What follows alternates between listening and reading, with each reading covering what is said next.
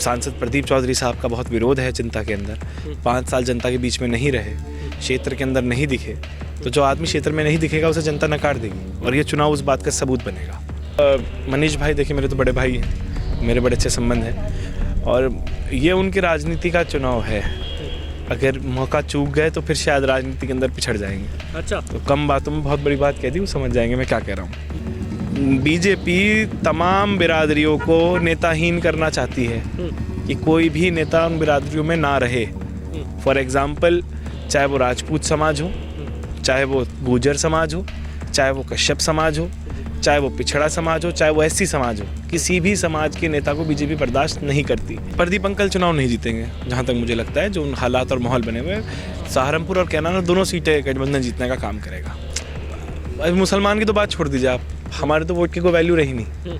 अब तो आप समाज की बात करें, इनका किस तरीके से कितना विरोध आपका ननौता क्षेत्र में हो रहा है, ये आप जानते ही हैं। एज अ पत्रकार आप देख ही रहे होंगे। नमस्कार, स्वागत है आप सभी का राजनीति अड्डा में। मेरा नाम है सार्थक शर्मा। कैराना लोकसभा एक हॉट सीट बनी हुई है और हॉट सीट इसलिए बनी है क्योंकि वहां पर 2 गुर्जर परिवारों की लड़ाई चल रही है। एक तरफ तो बाबू हुकुम सिंह का परिवार है, तो दूसरी तरफ है मुनव्वर हसन का परिवार। प्रदीप चौधरी सांसद थे वर्तमान, अब दोबारा से बीजेपी ने उनको टिकट दे दिया है। और दूसरी तरफ इकरा हसन जो वहाँ की नेत्री कही जाती हैं, यानी कि कैराना की नेत्री, और कहा जाता है कि वो शेरनी है। और आज हमारे साथ बातचीत करने के लिए हमजा मसूद हैं, इनसे ज़रा बातचीत करते हैं क्योंकि कैराना की राजनीति को हमजा मसूद से ज़्यादा कोई बेहतर नहीं जान सकता। भाई साहब, स्वागत है हमारे चैनल पर। शुक्रिया बहुत बहुत। कैसे देखते हैं कि अब कैराना की लड़ाई तो आपने देखी है, 2019 की भी बात हो, 2014 की बात हो, हमेशा हॉट सीट रही है। अब की बार इस हॉट सीट पर कितनी गहमा गहमी दिखाई दे रही है और क्या कहना चाहेंगे? देखिए, मैं मानता हूँ कि कैराना बहुत मजबूत तरीके से इकरा हसन चुनाव लड़ रही हैं और मुझे उम्मीद है कि चुनाव जीतेंगी वो, क्योंकि सांसद प्रदीप चौधरी साहब का बहुत विरोध है जनता के अंदर। 5 साल जनता के बीच में नहीं रहे, क्षेत्र के अंदर नहीं दिखे, तो जो आदमी क्षेत्र में नहीं दिखेगा उसे जनता नकार देगी और ये चुनाव उस बात का सबूत बनेगा। अच्छा हमजा भाई, आप अगर जो बात की जाए कैराना की, कैराना में आपने राजनीति बहुत अच्छे से देखी है। कहा जाता था कि आप भी पहले उनके उसमें लड़े हैं, आपसे भी बातचीत होती रही है हर बार। जब भी 2022 के इलेक्शन की बात हो तो आपने उनसे बातचीत भी करी कि आप खड़े हो जाइए, हम नहीं खड़े होंगे, हम खड़े हो जाएंगे, आप मत खड़े होना। ऐसी चीज़ें चलती रही हैं।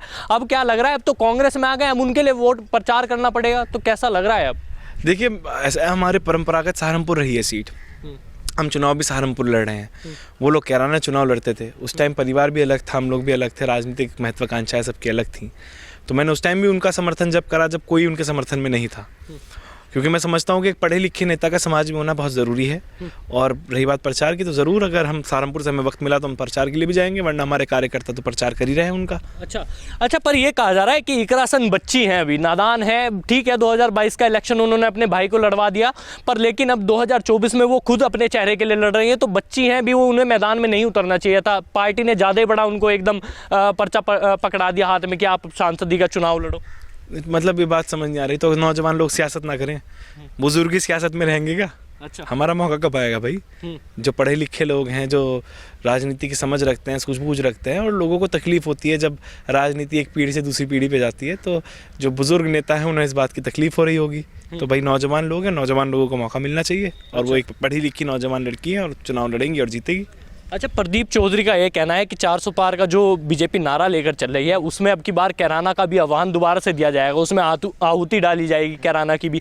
तो आपको क्या लगता है कि इकरा हसन टक्कर दे पाएंगी प्रदीप चौधरी को? प्रदीप अंकल चुनाव नहीं जीतेंगे जहाँ तक मुझे लगता है। जो उन हालात और माहौल बने हुए, सहारनपुर और कैराना दोनों सीटें गठबंधन जीतने का काम करेगा। अच्छा, मतलब साफ तौर पे आप कह रहे हैं कि जीतेंगे ही नहीं। ऐसा क्या समीकरण, अपने पास समीकरण क्या है? क्योंकि आपको समीकरण क्या डॉक्टर बताया जाता है, तो कैसे डॉक्टर साहब देख रहे हैं समीकरण? समीकरण की बात नहीं है। देखिए, जनता के बीच में नहीं रहे ना वो। एक विरोध जब उन्हीं के समाज में हो रहा है, आप चाहे शामली के लोगों की बात आप देख लें, 3 सीटें शामली ज़िले के हमारे कैराना पार्लियामेंट में लग रही हैं, तो मैं समझता हूँ कि उन 3 सीटों के ऊपर ये पूरी तरीके से चुनाव हार रहे हैं। प्लस गंगों के अंदर हम लोग भी पूरे प्रयास करेंगे, और चौधरी परिवार भी, अब चौधरी परिवार की ईमानदारी पे देखा जाएगा वो कितना साथ दे उनका। तो अगर हम तीनों परिवार मिलकर भी अगर गंगो नहीं जीत पाए तो फिर क्या राजनीति कर रहे हैं हम लोग? और नकुड़ पे पहले से ही मजबूत है गठबंधन। तो मैं इससे समझता हूँ कि चुनाव प्रदीप अंकल का रहा इतनी आसान। देखो, मैं दावे से कोई बात नहीं कह सकता, लेकिन इतना जो अब तक नज़र आ रहा है कि चुनाव में वो पिछड़ गए हैं और मैं समझता हूँ कि वहाँ गठबंधन मजबूत स्थिति में आज की तारीख में है।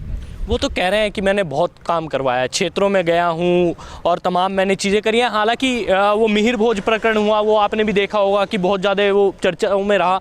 उसके बाद थोड़ा सा विरोध कह रहे हैं कि वो राजपूत समाज में केवल विरोध है, उसके अलावा और कहीं विरोध नहीं है। और अब की बार तो मुसलमान भी मुझको वोट देना चाह रहा है, ये कह रहे हैं प्रदीप जी। तो अभी मुसलमान की तो बात छोड़ दीजिए आप, हमारे तो वोट की कोई वैल्यू रही नहीं। अब तो आप समाज की बात करें, इनका किस तरीके से कितना विरोध आपका ननौता क्षेत्र में हो रहा है, ये आप जानते ही हैं, एज अ पत्रकार आप देख ही रहे होंगे।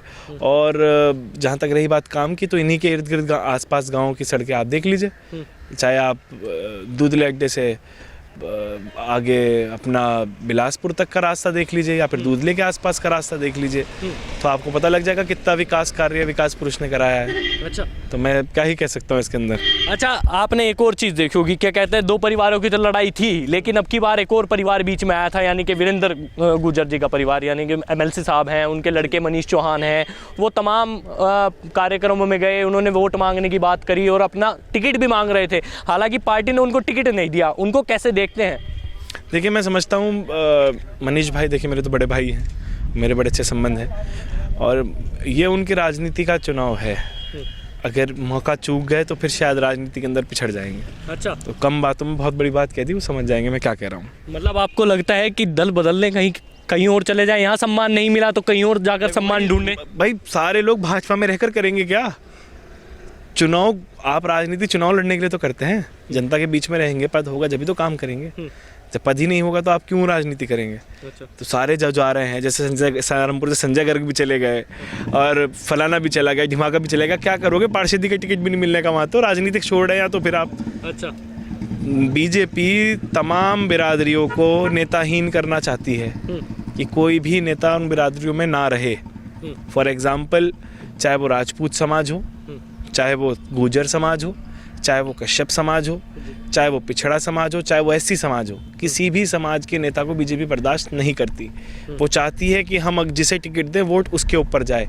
नेताओं के अपना वोट बैंक और अपना पर्सनल वोट ख़त्म हो जाना चाहिए। तो ये पॉलिसी जो है, अगर ये पॉलिसी समझते हों मनीष भाई, तो मैं समझता हूँ कि चुनाव ज़रूर लड़ना चाहिए उन्हें। चुनाव में हार जीत के लिए लड़ा जाता है चुनाव, मुझे पता था 22 के चुनाव में क्या होगा, लेकिन हर चुनाव जीत के लिए लड़ा जाता, अपना वजूद दिखाने के लिए भी लड़ा जाता है। अच्छा, तो आपने देखा हमजा भाई हमारे साथ मौजूद थे, हमने इनसे बातचीत करी, इन्होंने अपनी राय रखी। आपको ये खबर कैसी लगी? इस खबर को लाइक कीजिए, शेयर कीजिए और जुड़े रहे हमारे चैनल के साथ। नमस्कार।